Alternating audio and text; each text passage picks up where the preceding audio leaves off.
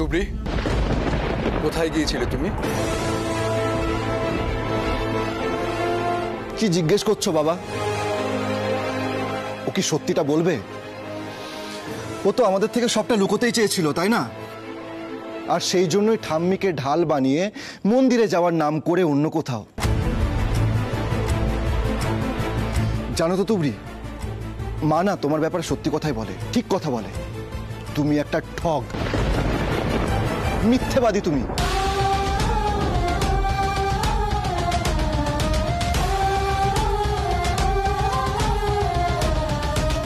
আমার এখন নিজের ওপর লজ্জা করে তুবড়ি। ভুল করে হলেও আমি তোমার সাথে ভালো ব্যবহার করেছি, তুমি তার এক ফোঁটাও যোগ্য না, এক ফোঁটাও না।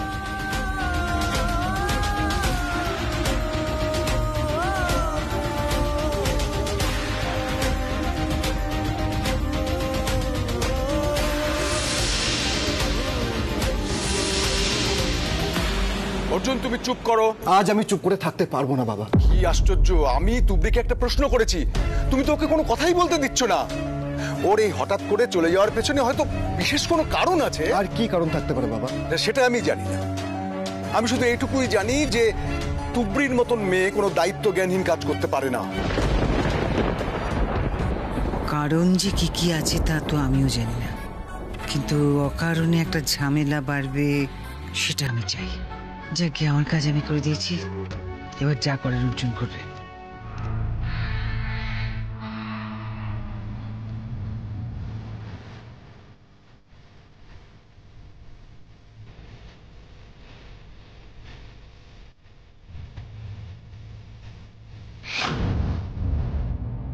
তুবড়ি আমার দিকে এইভাবে কেন তাকাচ্ছে?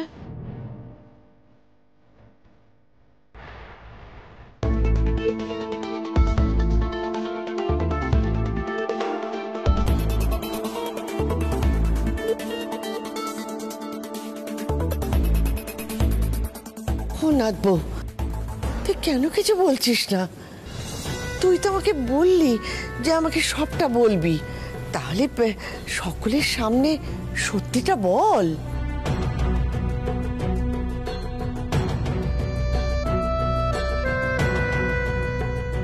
আমার আর কিছু বলার নেই, আর আমি তোমার থেকে কিছু আশাও করি না তুবড়ি।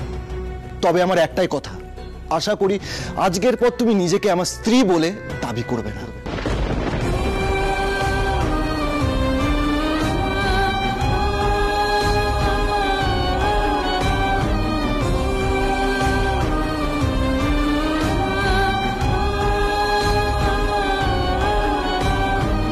তুবড়ি, তোমার এই অদ্ভুতভাবে চুপ করে থাকার কারণটা আমি বুঝতে পারলাম না।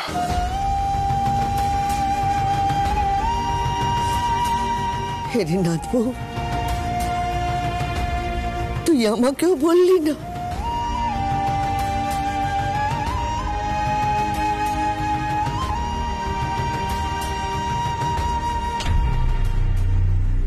মা,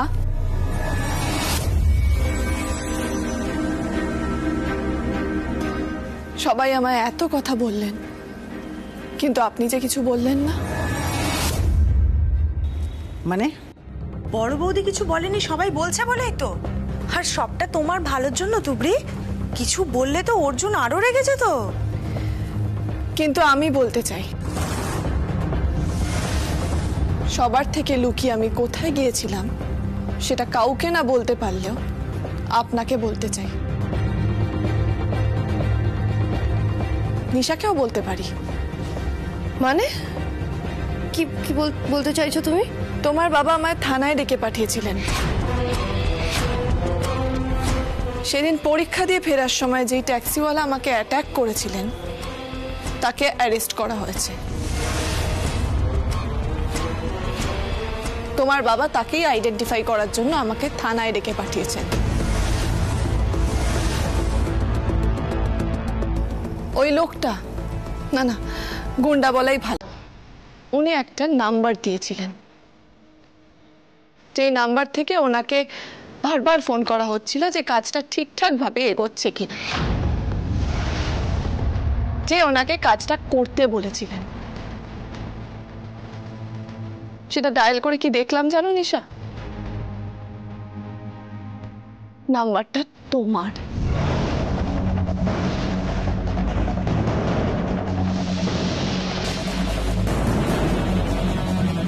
সেদিন তুমি ওকে ফোন করেছিলে নিশা, উনি সব বলেছেন। আর আমি শিওর যে এই কাজে তোমায় সাপোর্ট যে দিতে পারেন তিনি আমার শাশুড়ি মা, তাই না মা?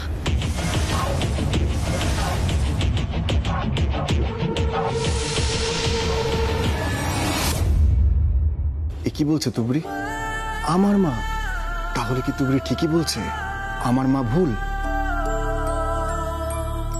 এত জোর দিয়ে যখন কথাগুলো বলছে, না না, এ হতে পারে না। মা এমন করতে পারে আমি ভাবতেই পারছি না।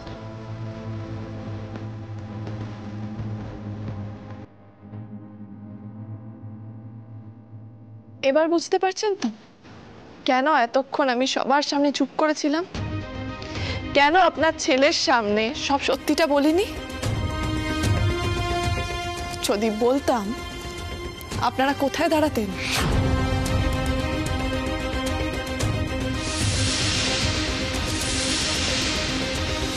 তুমি কি বলতে চাইছো আমি না বুঝতে পারছি না। এটা তুমি তোমার বাবার সামনে গিয়ে জিজ্ঞাসা করো নিশা, ওনার সামনেই পুরো ঘটনাটা ঘটেছে আর উনি অপরাধীকে অ্যারেস্ট করেছেন। আর হ্যাঁ মা, এটাও ঠিক যে আমি সবকিছু জানার পরেও কাউকে কিচ্ছু বলতে পারিনি, কারণ তাতে আমার শ্বশুর বাড়ির অসম্মান হতো, বদনাম হতো। কাউকে কিছু বলতে পারিনি যে এই সব কিছুর মূলে আছেন আমার নিজের শাশুড়ি মা। আমার যাই হয়ে যাক না কেন, আমি তো এই বংশে এসেছি, এই বংশের মর্যাদা রক্ষা করা আমার দায়িত্ব, সেটা আমি ধুলোয় মিশিয়ে দিতে পারি না।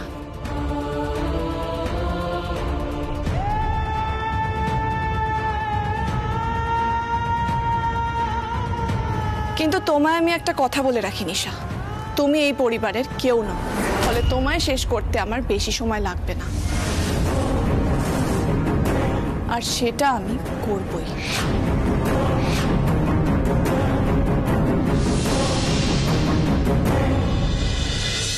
তা বৌমা, শুভ্রকে দেখছি না তো। আসলে বিয়ের কদিন আগে ও আমার দোকান থেকে কিছু গয়না নিয়েছিল, বলেছিল বৌভাতের পরের দিন গিয়ে আমাকে টাকাটা দিয়ে আসবে। আর ওর হাতে যে ক্যাশ টাকাটা আছে সেটা এখন ওর হাতেই না হয় থাক। তা বৌভাত তো হয়েই গেল, কিন্তু ও তো আমার দোকানেই আসে না। কাকু, ভালোই হয়েছে তুমি বাড়িতে এসেছো, আমাদের সকলের সাথে দেখা হয়ে গেল। আসলে আমি আসতাম তোমার কাছে, কদিন একটু ব্যস্ততা যাচ্ছিল আর আসা হয়নি আর কি। দাও তাহলে, এবার দিয়ে দাও আমার টাকাটা, তোমাকে আর কষ্ট করে আমার দোকানে যেতে হবে না। মানে টাকা?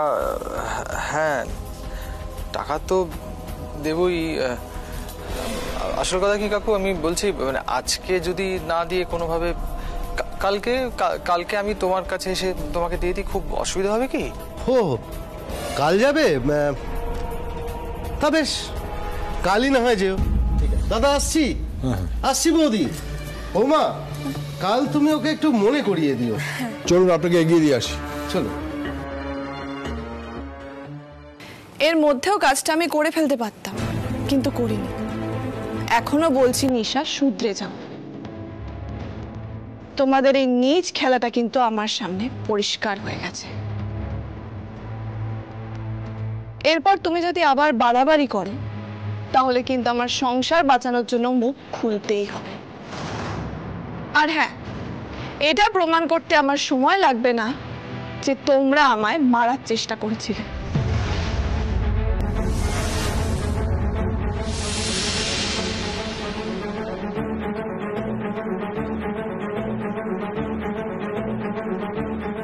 আর মা, আমি আপনাকে বলেছিলাম না অর্জুনকে আমি প্রমাণ দেব যে কে আসলে কেমন। সেই প্রমাণ দেওয়ার দিন কিন্তু চলে এসেছে। সব প্রমাণ আমি অর্জুনের হাতে তুলে দিলে আমি জানি অর্জুন আমায় ঠিক বুঝবেন, কিন্তু তারপর আপনার ইমেজটা কোথায় যাবে মা? আমি জানি আপনার সমস্যাটা আসলে কোথায়। আমি গরিব ঘরের মেয়ে, সেটাই আপনি মেনে নিতে পারছেন না। কিন্তু এখন তো কিছু করার নেই মা, যা হওয়ার হয়ে গেছে। আজ আমিও আপনাকে একটা কথা বলছি, আমি যদি আগে থেকে জানতাম অর্জুন এই বাড়ির ছেলে, তাহলে ওনার থেকে আমি দূরে থাকতাম। কিন্তু ওনার আসল পরিচয় না জেনেই আমি ওনাকে ভালোবেসে ফেলেছিলাম। কিন্তু এখন তো আর কোনো সুযোগ নেই মা। আমি আপনার কাছে হাত জোড় করে অনুরোধ করছি, আপনিও পারলে উল্টো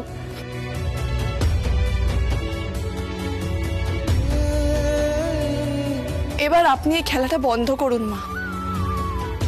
ভবিষ্যতে আপনাদের বাঁচানোর জন্য আমি কিন্তু আর কাউকে মিথ্যে কথা বলবো না। আপনি না মা, আমাকে না হয় আপনি পছন্দ করেন না, কিন্তু নিজের ছেলেকে ভেতরে ভেতরে এত কষ্ট দিতে আপনার ভালো লাগছে? নিজের ছেলের ক্ষতি করার পর একজন মা হিসেবে, মানুষ হিসেবে আয়নার সামনে দাঁড়াতে পারবেন তো?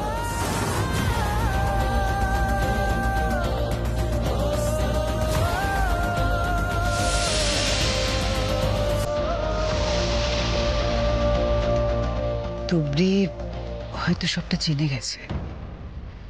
ও যখন এত বড় বড় কথা বলছে, মানে নিশ্চয়ই কিছু একটা প্রমাণও পেয়েছে। থাক, এখন ওকে ঘাঁটিয়ে লাভ নেই। আজকের এই ঘটনার মূল্য তোমাকে চুকাতেই হবে তুবড়ি, চুকাতেই হবে। আমি এতটা ভুল হলাম কি করে? আঙ্কেল, আরে অর্জুন, তুমি এসো, ভেতরে এসো, এসো, বসো। কি হয়েছে? কোনো সমস্যা? আঙ্কেল, আমার একটা কথা জানার ছিল। হ্যাঁ বলো। তোমাকে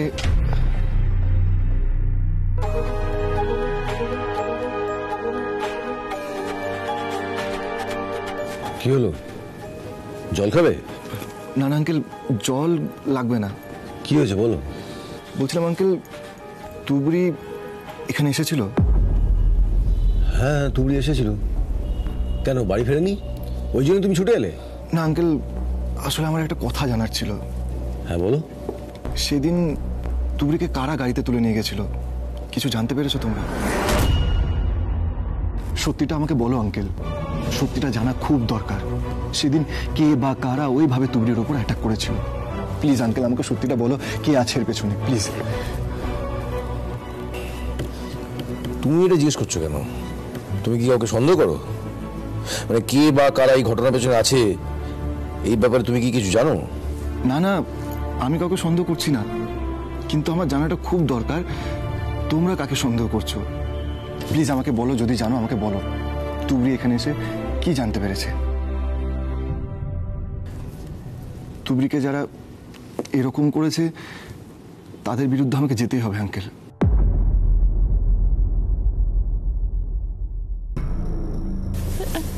না ছোট দাদু, আমি লুকিয়ে যাইনি, আমি মাকে বলে গেছিলাম। ওই লোকটা, না না, গুন্ডা বলাই ভালো, উনি একটা নাম্বার দিয়েছিলেন, যে নাম্বার থেকে ওনাকে বারবার ফোন করা হচ্ছিল যে কাজটা ঠিকঠাক ভাবে এগোচ্ছে কিনা। তুবড়ি আর ঠাম্মির পুজো দেওয়া হয়ে গেলে তুই জাস্ট ওদেরকে সঙ্গে নিয়ে বাড়ি চলে আসবি, ব্যাস। আর শোন, একদম কিন্তু বলবি না যে আমি তোকে পাঠিয়েছি। সেদিন তুমি ওকে ফোন করেছিলে নিশা, উনি সব বলেছেন। আর আমি শিওর যে এই কাজে তোমায় সাপোর্ট যে দিতে পারেন তিনি আমার শাশুড়ি মা। বলো না আঙ্কেল, আমি সত্যিটা শুনতে চাই। নামটা শুনে আমি যতই কষ্ট পাই না কেন, তবু আমি শুনবো। দেখো অর্জুন, এখনো পর্যন্ত আমরা একজনকে ধরতে পেরেছি, ওই জন্যই তুবড়িকে ডাকা হয়েছিল আইডেন্টিফাই করার জন্য। আর তুবড়ি নিশ্চয়ই আইডেন্টিফাই করেছে, আর তোমরা জেরা করে জানতে পেরেছো তো আসল লোকটার নাম কি, তাই তো? তুবড়ি এখানে এসেছিল আইডেন্টিফাই করতে, কিন্তু যে লোকটাকে আমরা অ্যারেস্ট করেছিলাম তুবড়ি তাকে দেখে বলল ওই লোকটা নাকি আসল লোকটা নয়। তো যেহেতু তুবড়ি আইডেন্টিফাই করলো না, তখন আমরা ওকে ছাড়তে বাধ্য হয়ে গেলাম। কি বলছো আঙ্কেল? তুবড়ি বলেছে তুবড়ি ওই লোকটাকে চেনে না? তুবড়ি তো তাই বললো। কেন, তোমার কি অন্য কিছু মনে হচ্ছে নাকি? তার মানে তুবড়ি থানা থেকে ফিরে গিয়ে গল্প বানিয়ে মাকে অপমান করলো। অর্জুন,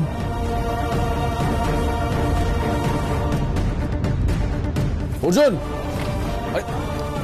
অর্জুন,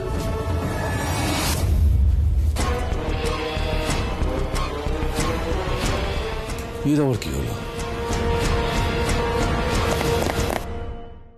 তুমি তুমি তুমি এর জন্য তাই। তুমি কি ভেবেছো তুমি নিজেও মরবে আর আমাকেও মারবে, তাই না? না না আন্টি, আমার ভুল হয়ে গেছে, আমি এরকম আর হবে না। কিন্তু এখন কি করা যায়? রাস্তা আছে। ড্যামেজ কন্ট্রোলের একটাই উপায় আছে, সেটা তোমাকে শাস্তি দেবে।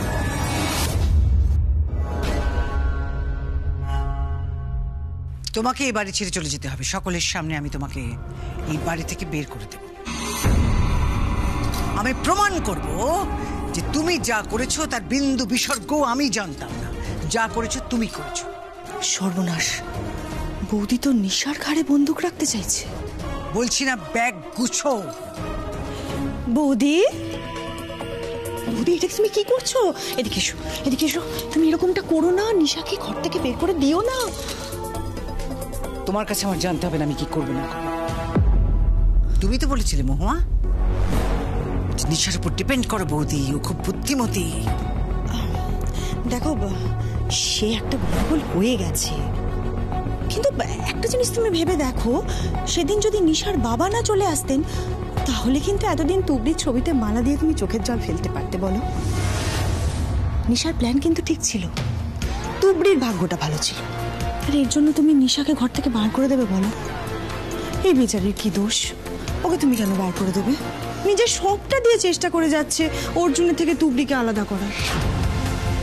আমি মানছি যে ও এখনো সাকসেসফুল হয়নি, আর তাছাড়া আরেকটা জিনিসও ভেবে দেখো, যে নিশাকে বাড়ি থেকে বের করে দেওয়ার পরে এ বাড়ির সবাই মিলে যদি ওর এগেনস্টে কেস করে,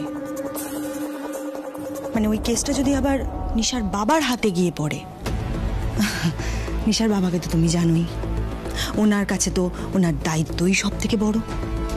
এবার উনি নিশাকে জেরা করবেন, তখন কেঁচো খুঁড়তে কে উঠে বেরিয়ে পড়তে পারে। হ্যাঁ, কারণ নিশা ওর বাবার সামনে কতক্ষণ চুপ করে থাকবে? আমার তো সন্দেহ হচ্ছে যে শেষ পর্যন্ত তোমার মুখ রক্ষাটা হবে কিনা।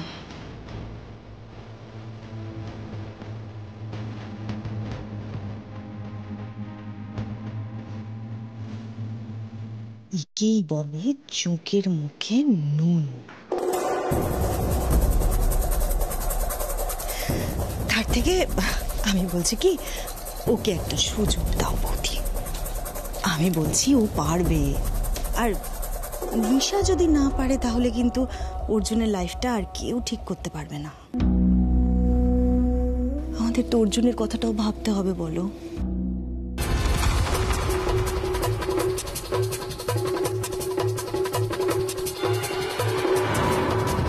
অর্জুনের লাইফ।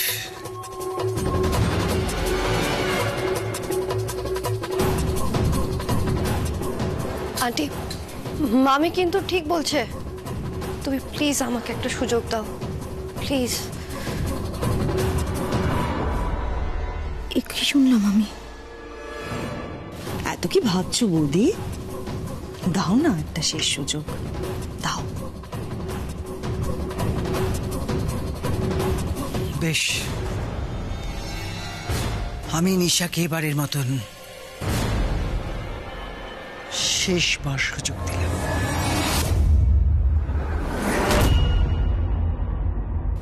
অঞ্জলি বোস, তুমি আমাকে এই বাড়ি থেকে বের করে দেবার হুমকি দিয়ে যে অপমানটা করলে, আমিও ঠিক তোমাকে একদিন এই বাড়ি থেকে বের করে দেব। তাহলে আমার নাম নিশা।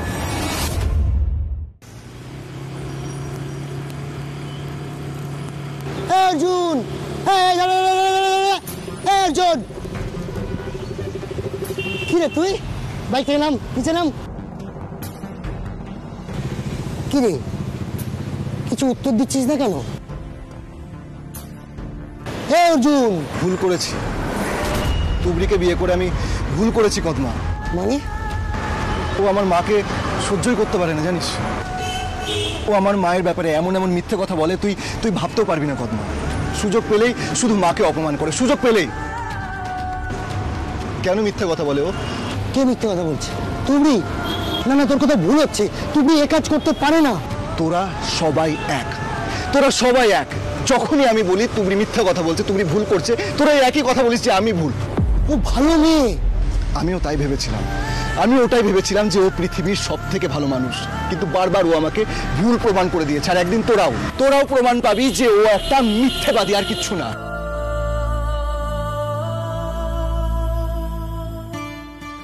তুবড়ি কোথায় যে গেল?